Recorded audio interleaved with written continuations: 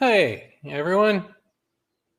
If you see me rubbing my face like that, it must be that I'm in the workshop putting in that time, putting in that hard day's work, really getting things ready, recording some stuff for the Living Mystery Symposium, which is going to be June 4th through the 6th, right here, wherever you're watching this, and completely free. If you want more information, please go to Jaylon Productions, Jaylon Productions.com, and there it'll be. But while I'm here, I like to, turn on the camera and fart around live and see how my stream is. So I haven't really positioned the camera well and all that. So I probably look like to me, I look like a tiny floating head on some giant shoulders in a nondescript room. And come to think of it, that's how I normally look when I do these things. I don't know who I'm trying to fool. But I do have an agenda this time. Oh, yes. There has like a chat box in whatever you're watching this on, Twitch or YouTube or Facebook. Feel free to say hi to me so I can see that thing working. But what I wanted to talk about was the hullabaloo over UFO disclosure that is continuing to amp up, and I don't know why. Probably to sell tickets to, or however this is going to work out, the next big disclosure event. But rather than just do my usual, popping your balloon and whining that I normally do, I want to say a couple of things that might be useful. So in terms of what has supposedly been disclosed, like this cockpit photograph of some sort of object outside the cockpit, and the Navy footage of the triangular looking blinky craft in the sky.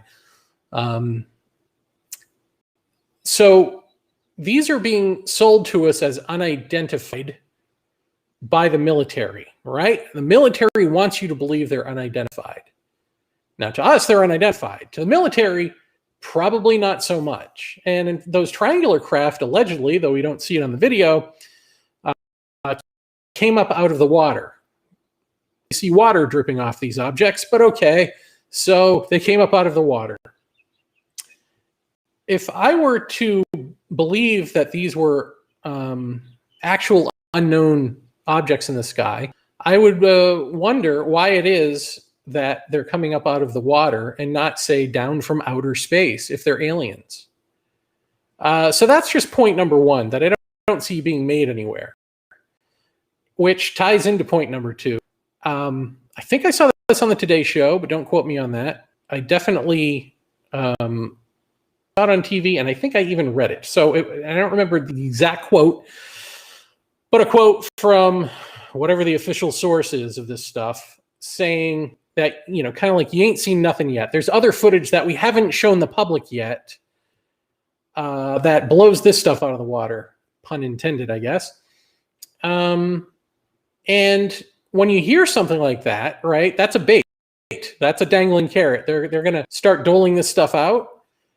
But the thing that it does is it puts you in mind of, okay, these things that they've put out happened, and around the same time, some of these other weird things happened they haven't shown us, and I can't wait to see that. So psychologically, this actually keeps us focused on just this footage and the promise of more of footage like this from around this time. And then we forget that, like, wait a minute, how long have they been filming and videotaping these things? And where's the NASA footage, right? Like, where's all the various other agencies around the world? Where's all that footage? We're just supposed to, like, forget about that and focus on this footage and whatever comes next. But again, if these were aliens, wouldn't there be just a ton of NASA footage? And I know some of you are going to say, but there isn't. Like, all that footage from way back when, I think all of it, if not most of it, has already been explained. So, no. But we do know of, is it Gordon Cooper? Is he the one who said, he was an astronaut, but when he was in the Air Force, landed on a base, a UFO that he took film of himself, and then somebody came and took the film and never to be seen again. Is that, someone out there correct me if that's wrong, but like, when was that? The 60s or 70s something, right? Like way back when. Where's that footage? Are we going to see that? So don't trust the footage as being unknown, because eventually you're going to get the big reveal that this was secret technology all along.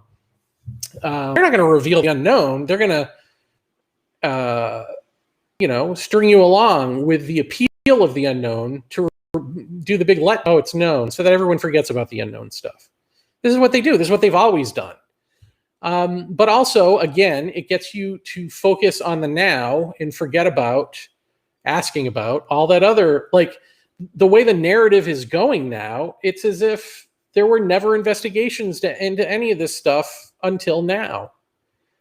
And because we're lapdogs, right? We'll tit where we can get it. So we'll run with that narrative. Sure, if you just want to give us any little scrap, we'll take it. Well, no, stop taking it. Put an end to this charade.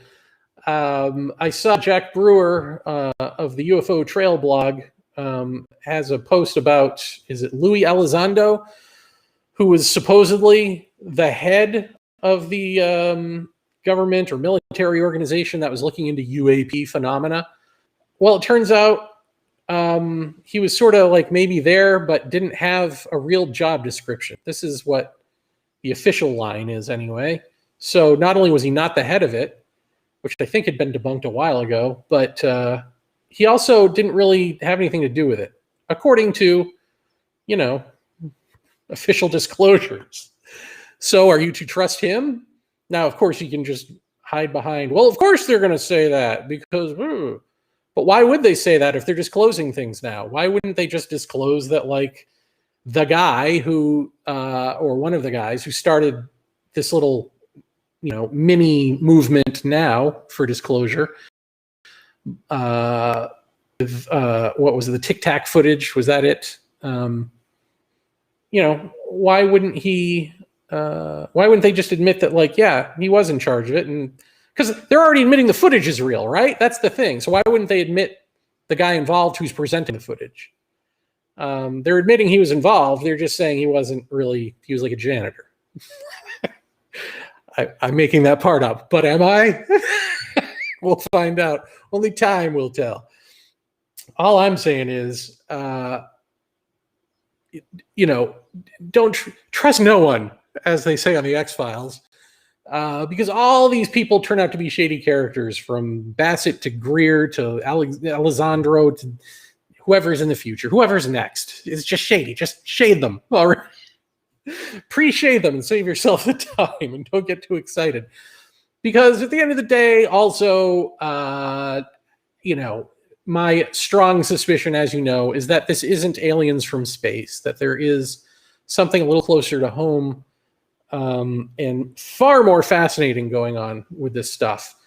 And it's something that the military would be ill-equipped to even understand, let alone admit. So, the narrative doesn't work, and the footage that they've released so far actually doesn't fit that narrative. Of course, the government narrative isn't that this is aliens, right? It's just that this is unidentified. But when they say that, they know what that means.